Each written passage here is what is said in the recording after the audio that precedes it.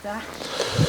Дээд тэнгэрээс заяатай төрсөн бүрт чон гоо марлын удамтай эртний сайхан Монгол түмэн бүгдээрээ амар сайн байцгаана. Энэ өдрийн мэндийг хүргье. За, өнөөдөр та бүхэнтэйгээ нэгэн Монгол үндэсний түүх соёлын хосгүй дурсгал, түүх соёлоос гадна үндэсний өв соёл бахархлын ховор нандин дурсгал болсон нэгэн сайхан зүйлийг талаар ярих гэж бодсон юм аа. За, Монгол улс үндэстэн 17 дугаар зууны үед 1639 онд одоогийн Өвөр Хангай аймгийн Бүрд сумын нутаг Ширээ цагаан нуур гэдэг газарт Халх Монгол гэдэг улсыгаа зарлан тунхаглаж анхны чуулган хийсэн байдаг. Одоо энийг өнөөдрийн түүх маань хүртэл хүчин төгөлдөр авч үзэж улсын нийслэл Улаанбаатар хотынхоо шав тавьсан тунхагласан газар гэж ярьж явдаг. 1639 онд юу болсон бэ гэвэл тэрний өмнө байсан 44 Монгол гэдэг Монголын нэгдсэн их улсын 40 түмэн Монгол нь нэгдэж нийлээд улс орноо шинээр эмхлэн зохион байгуулсан ийм ажил болсон байгаа юм.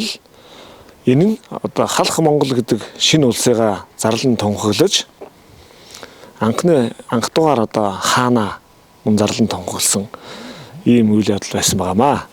За, тэгэхээр Халх Монгол халах гэдэг маань эндээс үүдээд бол ямар учиртай үг вэ гэдэг ойлголт нь гарч ирж байгаа. Халах гэдэг бол Монгол үндэснийг бүхэлд нь л хамруулсан 40 түмэн Монголыг хамруулсан ийм л нэр.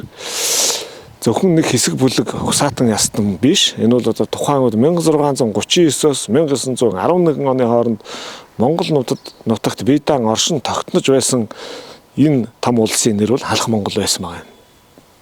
За, Халх Монгол улс анх 3 аймагтай байгуулагдаад дараа нь 4 аймаг болж нэмэгдээд ингээд засаг саргааны 4 том аймагтайгаар ингээд явсан байдаг. Энэ 4 аймаг бол Халхын Түшээд хаан аймаг, Халхын Цэцэн хаан аймаг, Халхын Засагт хаан аймаг, Халхын Сайнуян хаан аймаг гэдэг түүхэнд нэрлэгдээд явсан байна.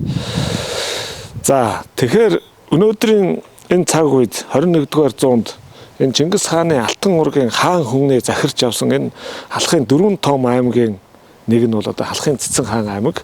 Бидгүйхэн Халхын Цэцэн хаан аймгийн одоогийн Удамухсаа Хинтээ аймгийнхаа төв дээр ингээд Чингис хоттой байж байгаа. Тэгэхээр бидний ард харагдаж байгаа эргэн тойронд байж байгаа энэ сайхан эртний сайхан орд өргөө харш бол энэ өдрийг хүртэл бүрэн бүтэн үлдсэн Чингис хааны Алтан ургийн хаан хүний амьдран сууж төр засгаа аймаг хушуугаа засаглан ажиллаж амьдарч байсан юм орд өргөө нь энэ юм байгаамаа. Энийг л та бүхэндээ бас онцлон хэлхийг хүсэж байгаамаа. Өөрөөр хэлбэл Чингис хааны Алтан ургийн Цэцэн хааны амьдарч ажиллаж байсан ордон өргөө нь инээ.